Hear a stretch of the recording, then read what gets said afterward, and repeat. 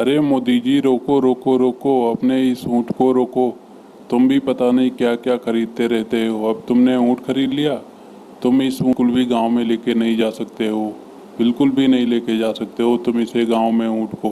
क्यों नहीं ले जा सकता योगी सर जी गांव में ऊँट को? आप बताओ क्यों नहीं ले जा सकता? क्या ऊँट पालना कोई दिक्कत है? अरे मैं ऊँट के लाया हूँ, अभी मैं गांव में भी नहीं पहुंचा और रास्ते में तुमने मुझे रोक लिया यहाँ पर।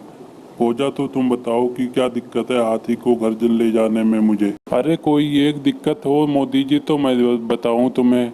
ऊँट पालने में दिक्कत ही दिक्कत है, क्योंकि तुम्हारा घर बीच गांव में पड़ता है और तुम्हारे घर के अगल बगल में अखिलेश का घर, राहुल का घर और लालू जी का घर और ओवैसी जी का घर अगल बगल में पड़ता है।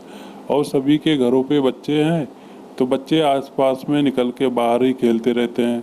और कहीं तुम्हारा हाथ ऊँट भड़क गया तो किसी न किसी के बच्चे के ऊपर पैर रख देगा, फिर दिक्कत ही दिक्कत बढ़ जाएगी मोदी जी।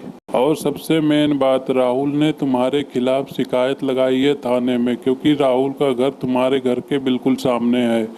और राहुल ने आपत्ति जताई है कि तुम उसके घर के सामने ऊँट नहीं पाल सकते, क्योंकि उसे ऊँट से बहुत डर लगता है। क्योंकि ऊँट की ऊंचाई काफ़ी ज़्यादा होती है तो उसे काफ़ी डर लगता है ऊँट से। तो इसका मतलब ये सारा करा धरा इसका है, राहुल का। ये लेके आया है तुम्हें यहाँ पर, और खड़ा भी है तुम्हारे बगल में ही। हाँ मोदी जी, मैंने ही तुम्हारी शिकायत लगाई है थाने में। मैंने ही योगी जी को, सर जी को यहाँ पर लेके आया है।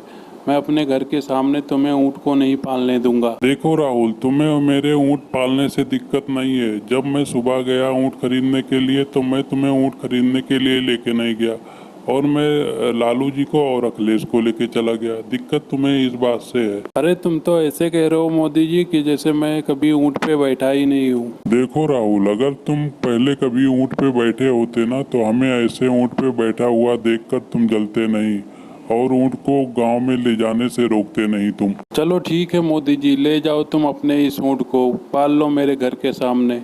मैं रोकूंगा नहीं। योगी जी ने जाने दो, पालने दो मेरे घर के सामने ऊँट को, क्योंकि ये 2 दिन से ज़्यादा रख ही नहीं सकते, क्योंकि ऊँट इतना चारा खाता है और इतना चारा ये खिला ही नहीं पाएंगे। अरे हाँ, खाने से मुझे याद आई मोदी जी, अरे मैंने सुना है कि ऊँट अपने गर्दन में कम से कम 10 से 15 दिन का पानी भर लेता है। उसके पास टंकी लगा होता है, लेकिन मोदी जी मुझे तो कहीं नहीं इसके टंकी दिखाई दे रहे हैं जहाँ पर ये 10-15 दिन का पानी भर के रख ले। देखो योगी जी, इंस्पेक्टर जी, ये तो सिर्फ कहने की बातें होती है। आपने एक कहावत सुना होगा कि हाथी के दांत खाने के कुछ और होते हैं और दिखाने के कुछ और होते हैं। उसी तरह ये ऊँट का कहावत कहा गया है। अरे मोदी जी, ये तुम्हारे ऊँट की हाइट इतनी छोटी कैसे है? इतना छोटी कैसे है? बूढ़ा हो गया है क्या तुम्हारा ऊँट? तभी तो मैं कहूँ मोदी जी कि तुम्हें ये ऊँट इतना सस्ता कैसे मिल गया। अरे 500 रुपये में किसी ने तुम्हें इतने सस्ते में कैसे बेच दिया?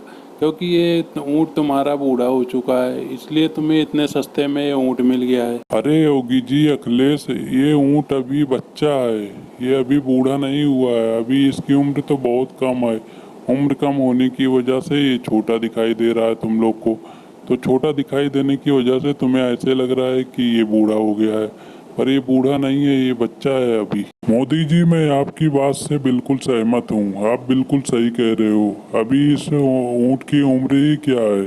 अभी ये तो बिल्कुल बच्चा है, और बच्चा होने की वजह से इसकी हाइट कम दिखाई दे रही है। तो ऐसे लग रहा है इन लोगों को कि ऊँट बूढ़ा हो गया, लेकिन ऊँट बूढ़ा नहीं हुआ, अभी ये बच्चा है। चलो मोदी जी, सारी बातें छोड़ो, तुम सबसे पहले अपने ऊँट का चालान कटवाओ, क्योंकि तुम ऊँट पे बैठ के 3 लोग आ रहे हो उतनी दूर से, तो तुम्हारा चालान कटेगा।